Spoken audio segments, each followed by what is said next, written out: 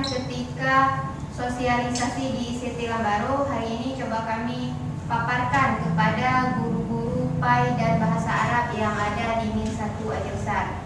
Hari ini kita akan membahas sedikit tentang implementasi KMA 183 dan 184 tahun 2019 bagi guru PAI dan Bahasa Arab. Nah, sebagaimana kita ketahui bahwa untuk pelajaran PAI dan Bahasa Arab itu ada perubahan kurikulum. Yang dulunya kurikulum 2013 sekarang menjadi KMA 183. Mungkin info ini sempat menjadi trending di masyarakat ketika disebarkan bahwa pelajaran PAI dan Bahasa Arab dihapuskan. Sebenarnya itu cuma setengah informasinya, bukan dihapuskan, tetapi KMA-nya yang berubah, kurikulumnya yang berubah. Nah, di sini ada keputusan Menteri Agama kurikulum PAI dan Bahasa Arab tentang kurikulum PAI dan Bahasa Arab. Di sini ada 5 keputusan Menteri Agama, bisa kita lihat salah satunya seperti yang saya bilang tadi, yaitu yang nomor 4.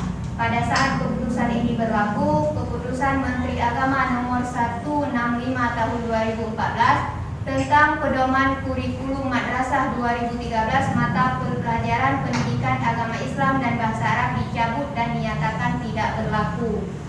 Jadi yang tersebar di masyarakat itu kurikulum bahasa Arab dan PAI dihapuskan, sehingga menjadi resah warga masyarakat pada saat itu.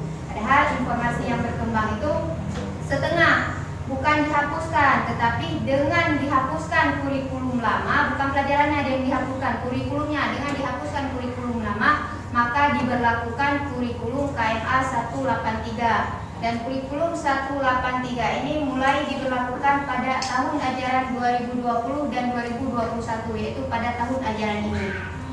Jadi kepada Bapak Ibu yang mengajar PAI dan Bahasa Arab itu harap menyesuaikan, jadi mulai mengajarkan kurikulum KMA 183 karena soal ujian dan semua materi yang menyangkut itu akan keluarnya sesuai KMA 183. Jadi jangan nanti ada alasan anak-anak kita tidak tahu, karena di KMA 183 ini ada sedikit perubahan.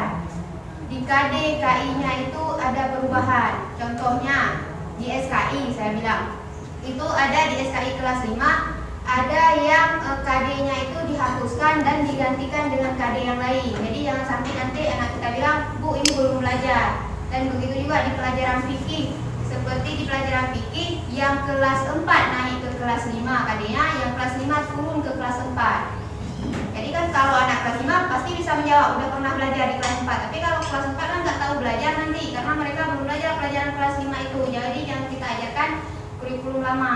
Mungkin bermasalah bagi anak-anak kita ketika menjawab ujian. Nah, tujuan pengembangan kurikulum mungkin bisa kita lihat di pendidikan agama Islam itu di pelajaran PAI, pengembangan kurikulumnya PAI bertujuan untuk mempersiapkan manusia Indonesia agar memiliki pola pikir dan sikap keagamaan yang modern, inklusif, berbudaya, religius, serta memiliki kemampuan hidup. Nah, sedangkan di bahasa Arab juga pengembangan kurikulum bahasa Arab itu bertujuan mempersiapkan peserta didik yang memiliki kemampuan menggunakan bahasa Arab sebagai alat komunikasi global.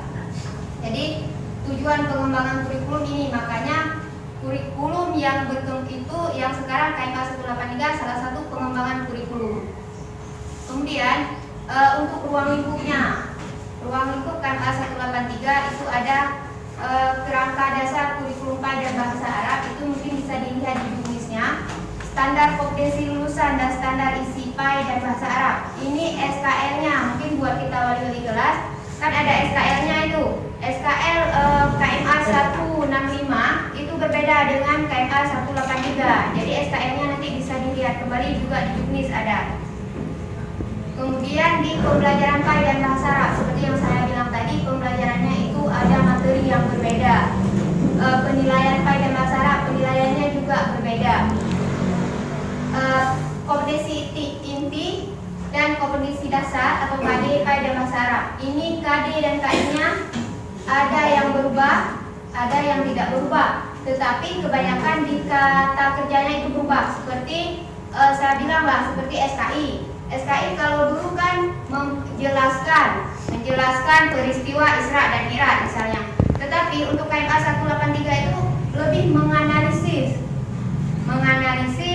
peristiwa Isra Mi'raj. Jadi ada perubahannya. Ini untuk yang membuat RPP nanti di